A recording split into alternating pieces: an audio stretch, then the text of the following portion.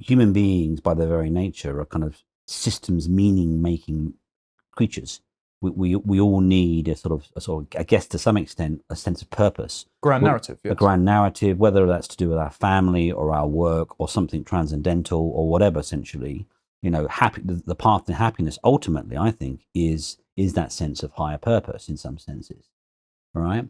And so what I think I try to draw out in the book is that the subversion of certain sets of meta values, or metaphysical values, ultimately, that have sat at the heart of Western civilization, especially in the post-war period, right? And the subversion of that. So meritocracy. I mean, you hear a lot about meritocracy, right? Or kind of like hard work, self-discipline, which are now coded within this new cultural dispensation as themselves elements of white supremacy or whiteness culture and stuff like that. That was that Smithsonian chart that said showing up to work on time, hard work, the Protestant work ethic, the nuclear family. Yeah. They're all elements of whiteness, implying that they're somehow inaccessible to other cultures. So not only do you have that, and then when you aggregate that at a society level, when decision-making processes are subordinate to that set of metaphysical values, i.e. some sort of equity thing, where essentially you don't select on the basis of merit or application or hard work or human agency and dignity, but you select on the basis of some sort of intersectional oppression matrix and some sort of identity characteristic.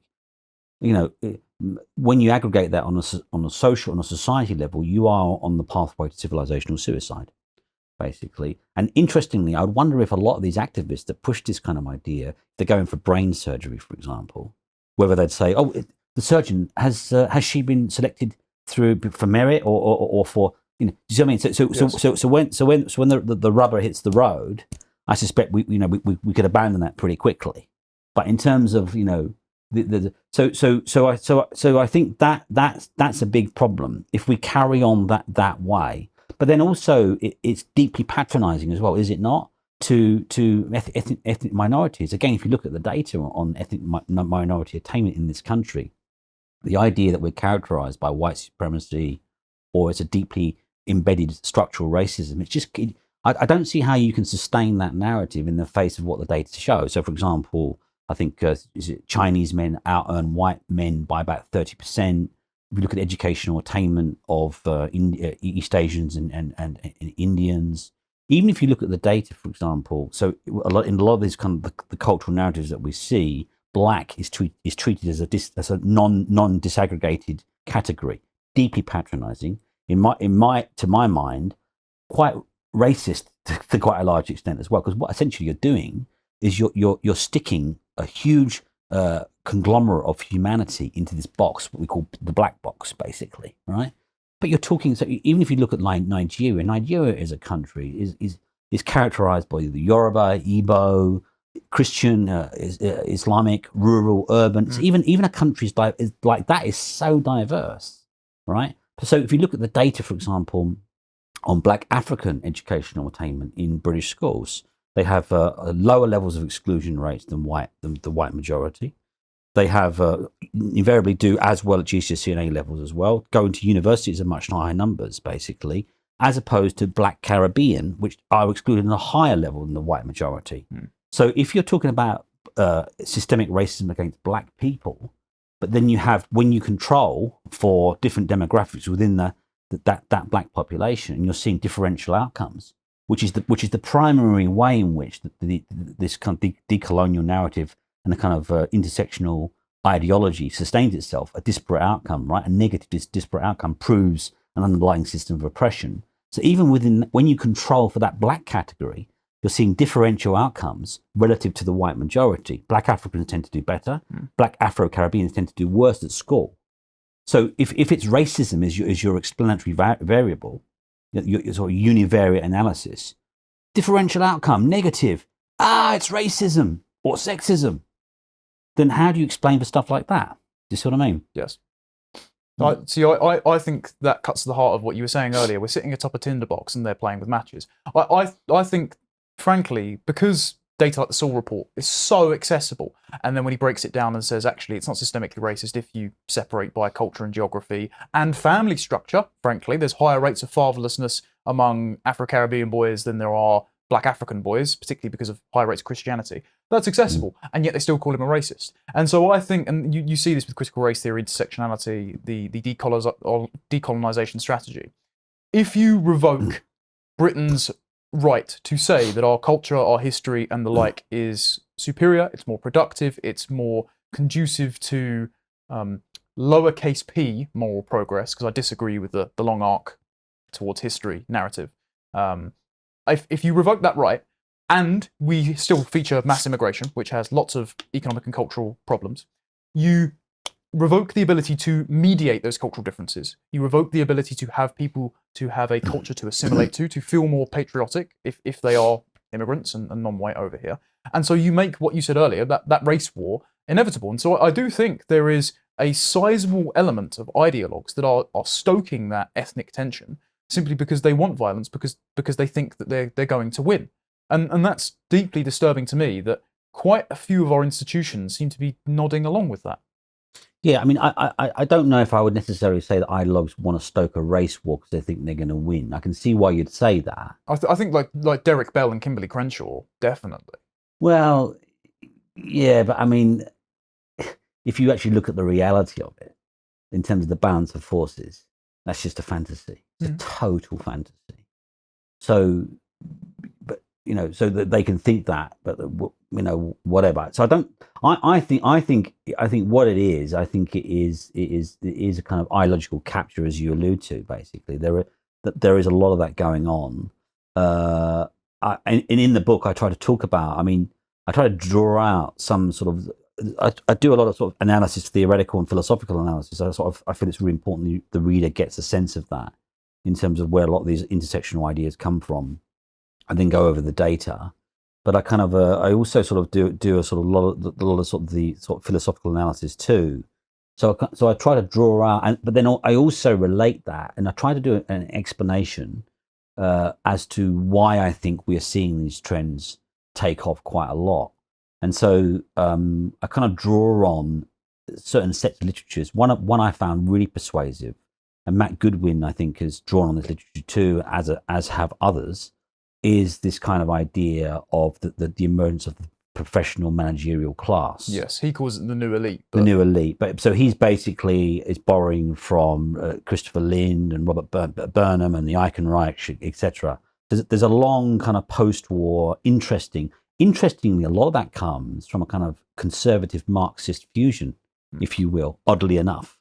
Basically, there's a kind of Marxist critique of woke that you see, but there's also obviously a conservative or a kind of more liberal critique of woke. Well, because 1984 was written in response to James Burnham, wasn't it? Yeah, exactly. Yeah, and a kind of sympathetic. So it's kind of so what I take those ideas of the emergence of the professional managerial class. So essentially, the capitalists aren't going to win, or the communists aren't going to win during the Cold War period.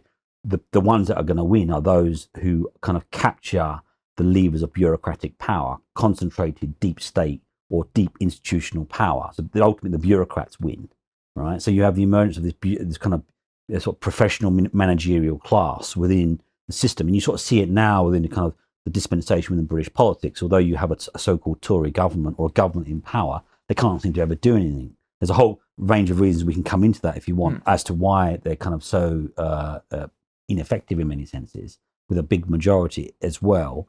But you do really have that one state removed state, this sort of deep state or whatever you want to call it. Yeah, this kind of sort of quangos, sort of one step removed from power, basically. So the minister says, we've got to stop the boats, and suddenly she's faced with both supranational forms of resistance, but also sort of civil service. So Blair did the sort of the Quango state, put that on steroids.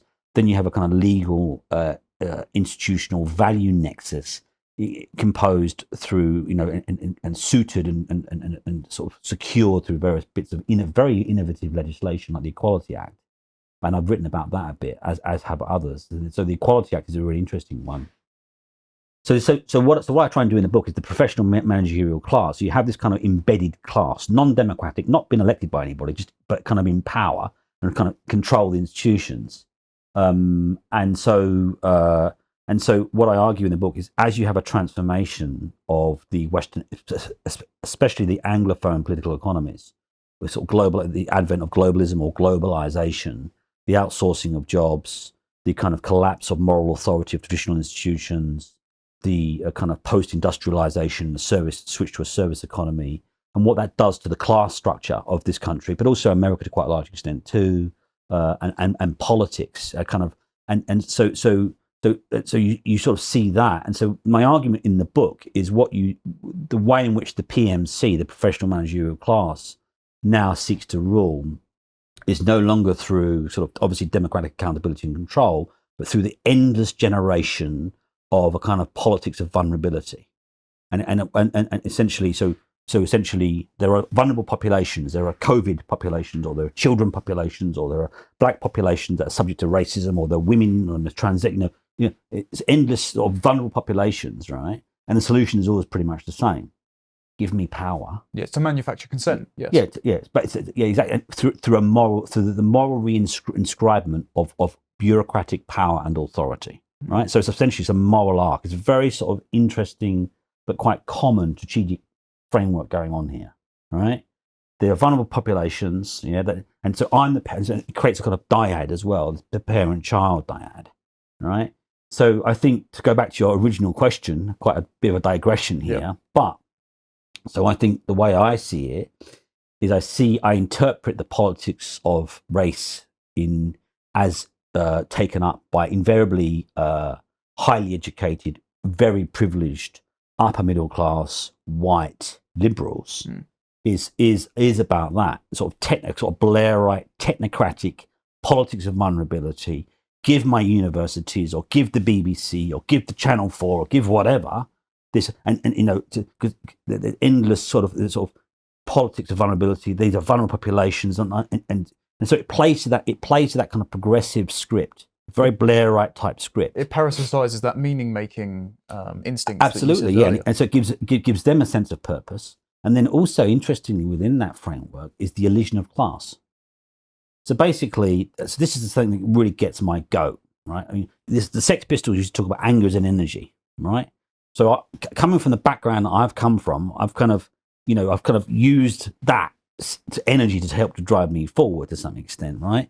So what you have therefore then is you have these people who have bureaucratic and institutional power, incredible power, and they'll uplift these vulnerable populations through their bureaucratic means and control, legalistic, institutional, etc. Right?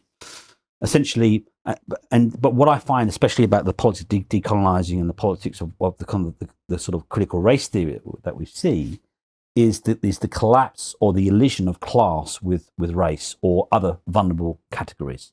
And I think that's deeply, deeply disturbing, and I think it's deeply unjust, and I think it's deeply unfair. How you can possibly say a white kid from a council estate in Hackney, or from Hull, or from wherever, right, is somehow has some higher level of privilege or advantage than, say, Rishi Sunak. Yeah, it's obscene. It's obscene. So there is also, it's not just about the PMC, the professional managerial classes that run this country and run international institutions. You can go analyze it more. There is also, it's not just about structure, it's also about agency, right? So there is structure, these structures which they occupy, right? But it doesn't have to be a conscious conspiracy per se. It's a structural logic. It kind of generates these kinds of outcomes. It generates these kind of institutional deep state kind of pressures going on, right? But then there's also an agency in it. And I think a lot of the agency in it is pure careerism. You make the right noises, diversity, inclusion, I know people, you talk to them, have a pint with them, or you talk to them on a normal level, it's like, but, they make the right noises. Yes, right? I've met these types in Westminster as well. So you've got that going on, basically. So pure careerism. Or you also get, on the flip side, you do get like kind of what I thought was the Blairite true believers that basically are earning a fat packet, right? Nice houses, looking around and saying, oh, but I've done really, really well. And they've got this kind of inner guilt. They feel really guilty. So what they do is they disaggregate their guilt by basically this politics of upliftment. I will save these vulnerable populations. I will uplift them. I Give will- me power. Give me money and my nice Yeah. pensions. I'll steward history along its long arc, and then Yeah. I'll be on the right side of Yeah. it. Exactly. Yeah. To watch the full video, please become a premium member at lotuseaters.com.